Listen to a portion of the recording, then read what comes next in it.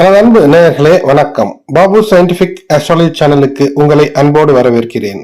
மகர ராசி என்பவர்களே, மகர லக்னம் என்றாலும் சரி அல்லது லக்னம் எதுவானாலும் ராசி மகரமாக இருக்கும் போது 2024 ஆண்டு ஜனவரி மாதம் 22 முதல் 28 வரை இந்த தேதிக்கான தை மாசத்தில கிரகங்கள் தரக்கூடிய அனுகூலங்களை பற்றிய பதிவு இது. நிச்சயமாக உங்களுடைய தொழில் சார்ந்த விஷயங்களிலே ஒரு முன்னேற்ற பாதை என்பது இந்த வாரத்திலே நிச்சயம் இருக்கும். தன வருவாய் எப்படி இருக்கும் என்றால், 2ஆம் இடத்திலே சனி பகவான் இருக்கும்போது ஏழை சனி என்று சொன்னாலும் கூட சனி பகவான் உங்களுடைய ராசிநாதன் மூல திரிகோணத்திலே ஆட்சி வீட்டிலே அமர்ந்து இருப்பது என்பது தன வருவாயை நிச்சயமாக இந்த வாரத்திலே சற்று கூடுதலாக நீங்கள் எதிர்பார்க்கக்கூடிய அமைப்பு என்பது இருக்கும். ஆனால் அதற்கேற்ப செலவு என்று இருக்கும். காரணம் என்னவென்றால், அந்த செலவு சுப செலவாக நீங்கள் மாற்றிக்கொள்ள வேண்டும். காரணம், 12ஆம் இடத்திலே இணைந்திருக்கக்கூடிய கிரகங்கள் குருவினுடைய பார்வை பெற்றிருக்கிறது. குரு பார்க்க கோடி நன்மை. ஆகையினாலே விரயம் என்ற விஷயத்திலே நன்மை எப்படி வரும்? ஒரு தங்கத்தை வாங்கி வைத்தீர்கள் என்றால் அது மிகப்பெரிய தன லாபத்தை தரும். அதை இந்த வாரத்திலே செய்யலாம். ஒரு வெள்ளியை வாங்கி வைக்கும் போது அது வரக்கூடிய காலத்துல மிகப்பெரிய லாபத்தை தரும். கையிருப்பை கூட்டும் 2ஆம் இடத்து சனி பகவான். இந்த வாரத்தில் 12ஆம் இடத்துல இருக்கக்கூடிய விஷயங்களில ஒன்றை மட்டும் நீங்கள் கவனத்தோடு நீங்கள் தவிர்க்க வேண்டும். எது உங்களை மயக்குகிறதோ அது உங்களுக்கு ஒரு மாய வலையை விரிக்கிறது என்பதை ஞாபகத்திலே வைத்துக் கொள்ளுங்கள். திடீரென்று மிகப்பெரிய ஒரு ஆடம்பரமான ஒரு விஷயத்தை செய்ய வேண்டும் என்று நினைக்கிறீர்கள்.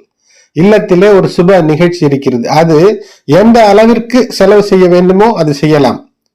ஆனால் ஒரு மகர ராசி அன்பருக்கு நான் பலமுறை சொல்லியிருந்தேன். ஆனாலும் அவர் 100-200 பேர் தான் திருமணத்திற்கு வருகிறார், வரக்கூடிய விருந்தினர்களாக இருக்கிறார்கள். ஆனால் 1000 பேர் அமரக்கூடிய 500 வாகனங்களை நிறுத்தக்கூடிய ஒரு சொகுசான மிக எக்ஸ்ட்ராவேகன்ட் என்று சொல்லக்கூடிய வசதிகளோடு இருக்கக்கூடிய திருமண மண்டபத்தை புக் செய்து 10 லட்சம் ரூபாய் கிட்டத்தட்ட அதற்கு செலவழித்து விட்டார்.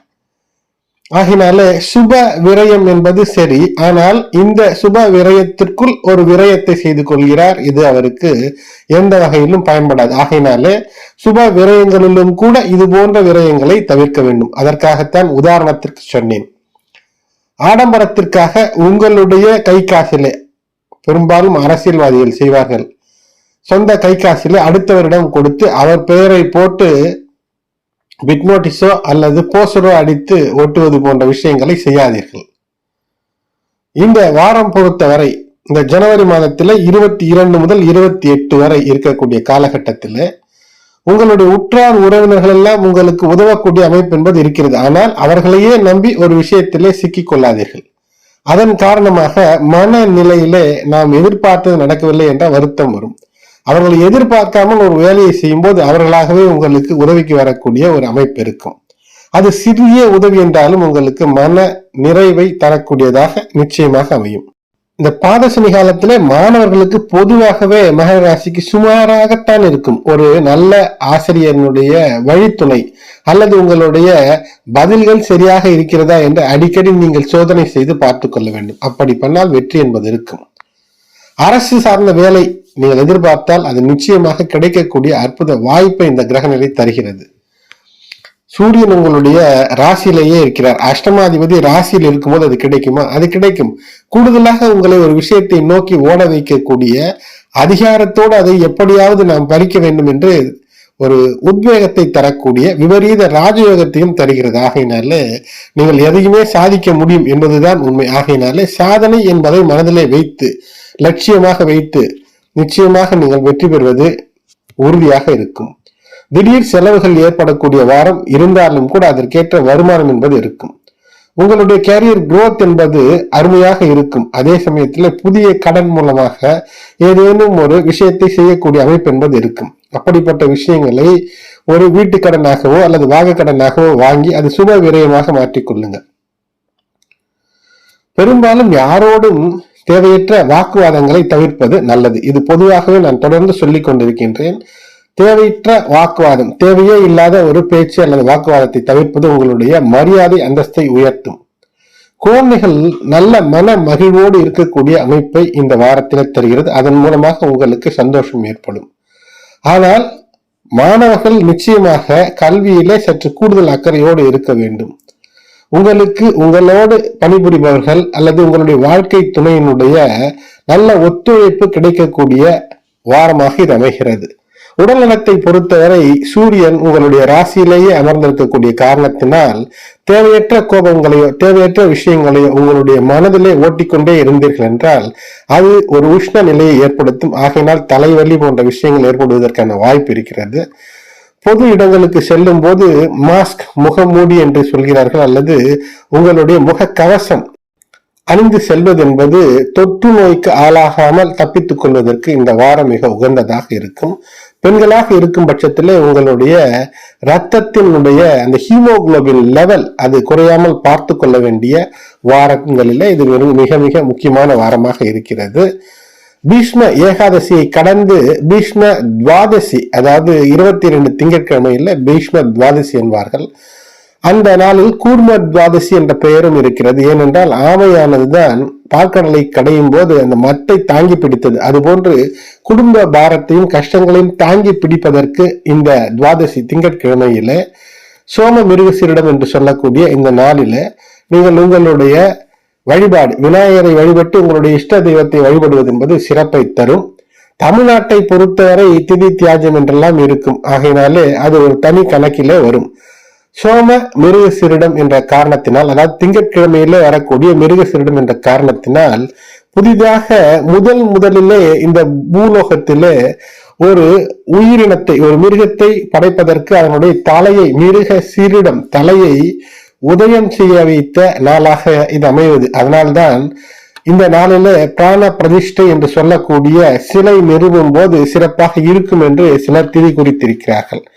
ஆகையினால இந்த நாளில அமிர்த யோகம் கொண்ட நாளாக இருக்கிறது. இந்த நாளிலே நீங்கள் உங்களுடைய தெய்வ வழிபாடு உங்களுக்கு சிறப்பை தரும்.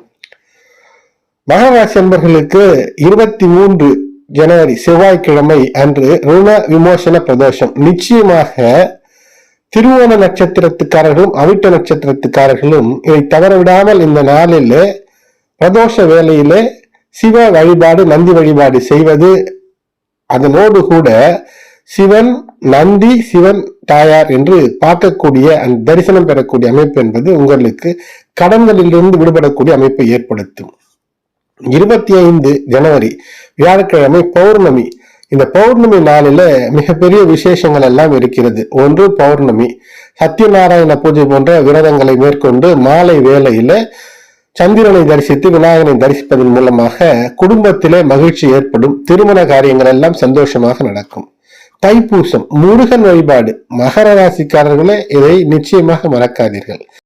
மகர ராசி அன்பர்களே, இந்த நாளிலே செவ்வாய் பகவான் 12ஆம் இடத்திலே சுக்கிரனோடு புதனோடு இணைந்திருக்கிறார். குருவினுடைய பார்வை பெறுகிறார். மேலும் உங்களுக்கு அற்புதமான லட்சுமி நாராயண யோகம், அது மட்டுமல்லாமல் பரிவர்த்தனை யோகம், குருமங்கல யோகம், இப்படி எப்படி என்று சொன்னாலும் சிறப்பு முருகன் அல்லது செவ்வாயின் வழியாக வருகிறது. ஆகையினால இந்த நாளில தைப்பூச நன்னாளில மாலை வேளையில விநாயகர் கோயில்களிலே இருக்கக்கூடிய முருகன் சன்னிதானங்களிலே சென்று வழிபாடு செய்வது சிறப்பை தரும்.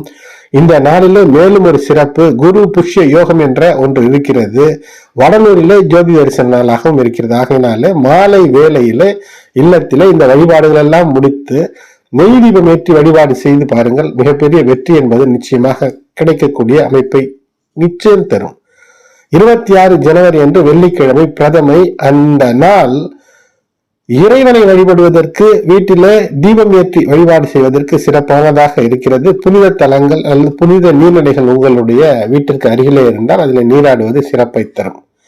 அதேபோல் தொடர்ந்து ஞாயிற்றுக்கிழமை மற்றும் சனிக்கிழமைகளில உங்களுக்கான வழிபாடு சூரியனுக்கான அர்க்கியம் செய்வது, சூரியனுக்கான தெரிந்த மந்திரங்களை சொல்லி வழிபாடு செய்வது, செம்மலர்களை கொண்டு சூரியனை அர்ச்சனை செய்வது, சனிக்கிழமைகளே அனுமன் வழிபாடு என்று தொடர்ந்து செய்யும் போது மிகப்பெரிய ஏற்றம் என்பது உங்களுக்கு நிச்சயமாக ஏற்படும். உங்களுக்கு தேவை தூக்கம் கிடக்கூடிய அமைப்பு. ஆகையினாலே நிச்சயம் பரிகாரங்களிலே முதன்மையானது சரியான தூக்கம், சரியான உணவு, சரியான உடற்பயிற்சி என்பதை பரிகாரமாக வைத்துக் கொள்ளுங்கள். தினமும் நடைபயிற்சி என்பதை எப்படியாவது முயன்று செய்வதை நீங்கள் ஒரு ஒரு தினம் ஒரு இலக்காகவே வைத்திருக்கும் போது இது மிகப்பெரிய பரிகாரமாக இருக்கும். ஏற்றத்தை தரக்கூடிய அற்புத அனுகூலத்தை இது ஏற்படுத்தி தரும். இந்த வாரம் முடிந்தால் அசைவ உணவு பிரியராக இருந்தால் அதை தவிர்த்து சைவ உணவு பிரியராக மாற முயற்சி செய்து பாருங்கள். நிச்சயமாக உங்களுக்கு அனுகூல பலன்கள் கிடைப்பதற்கான வாய்ப்பு என்பது இருக்கிறது. நான் சொல்வது முயற்சி செய்து பாருங்கள். அதே போல் எதில் எச்சரிக்கையாக இருக்க வேண்டும். 12ஆம் இடத்துல எப்படித்தான் சுபத்துவம் பெற்று இருந்தாலும் கூட சுக்கிரன் இருப்பது உங்களுக்கு எதையாவது நிச்சயமாக அனுபவிக்க வேண்டும். ஒரு உணவு இருந்தால் அதை எப்படியாவது உண்டு பார்க்கலாம் என்ற ஒரு ஆர்வம், அல்லது ஏதேனும் ஒரு நீர்மம், அதாவது ஏதாவது ஒரு லிக்விட், இதை அருந்தி பார்த்தால் என்ன என்ற அந்த ஆர்வம், இப்படியெல்லாம் இருந்தால் அதை ஏதேனும் ஜஸ்ட் ஒன் டே தானே ட்ரை பண்ணுவோம், ஒரே ஒரு சின்ன நேரத்திற்கு ஒரு சின்ன அளவு தானே என்று எடுத்தீர்கள் என்றால் அது தொடர்ந்து இதிலே அடிமைப்படக்கூடிய அமைப்பை இந்த கிரகநிலை தருகிறது. ஆகையினாலே கெட்ட விஷயங்கள் என்று எது சமுதாயம் சொல்கிறதோ அதிலிருந்து நெடுந்தொலைவு இருப்பது சிறப்பாக இருக்கும். வாகன பயணங்களிலே நிச்சயமாக மிக கவனம் என்பது தேவை. உங்களுடைய கால் பகுதிகளை பாதுகாப்பது, நல்ல ஒரு குவாலிட்டியான தரமான செருப்பு அணிவது கூட பரிகாரமாக இருக்கும். இது பரிகாரமாக எப்படி அமையும் என்றால், நிச்சயமாக உங்களுடைய கால்களை பாதுகாக்கவில்லை என்றால் பாதசனி காலத்திலே கால்கள் இடறி ஏதேனும் சுளுக்கு அல்லது முட்டி வலி அல்லது ஏதேனும் இது போன்ற கால்களிலே ஏதேனும் பிரச்சனைகள் வந்தால் உங்களுடைய வேலைகள் பாதிக்கக்கூடிய அமைப்பு என்பது இருக்கிறது. மருத்துவம் நாட வேண்டிய அமைப்பு இருக்கும், செலவு இருக்கும். ஆகையினால் அதை எப்படி தடுப்பது என்று முயற்சி செய்து தடுத்துக் கொள்வது என்பது சிறப்பை தரும். முன்னேற்பாடாக இருப்பது, முன்னெச்சரிக்கையாக இருப்பது பல நிலைகளிலே ஒரு ஏற்றத்தை, முன்னேற்றத்தை தரும். இல்லை என்றால் ஒரு பிரச்சனையிலிருந்து உங்களை விலக்கி வைக்கும். எனது அன்பு நேயர்களே, தை சூரியனாக சூரியன் அமர்ந்திருக்கக்கூடிய நிலைகளை வைத்து சொல்லும் போது அரபயோகம் என்ற உங்களுக்கு வசதிகளை அள்ளித்தரக்கூடிய, நல்ல அழகு, பொலிவு மற்றும் நல்ல குணங்களை மாற்றித்தரக்கூடிய அமைப்பில இருக்கிறது. அது மட்டுமல்ல, கணவன் மனைவி உறவில இல்லத்திலே இல்லத்தரசிகளோடு இருக்கக்கூடிய அமைப்பிலே அற்புதத்தை ஏற்படுத்துகிறது. இல்லத்தரசிகளுக்கு அற்புதமான அந்த திருமண வாழ்வு என்பது இருக்கும். அப்படிப்பட்ட ஒரு அமைப்பையும் தருகிறது. இந்த நேரத்துல உங்களுடைய சொத்தை எப்படி வளப்படுத்துவது, கையிருப்பை எப்படி வருங்காலங்களிலே நிச்சயமாக ஒரு நல்ல நிலைக்கு மாற்றுவது என்பதை பற்றி யோசிக்கும் போது வெற்றி நிச்சயம். எனது அன்பு நேயர்களை தொடர்ந்து இணைந்திருங்கள். இதுவரை சப்ஸ்கிரைப் செய்யாத நண்பர்கள் சப்ஸ்கிரைப் செய்யுங்கள், பெல் பட்டன் அழுத்துங்கள். நன்றி.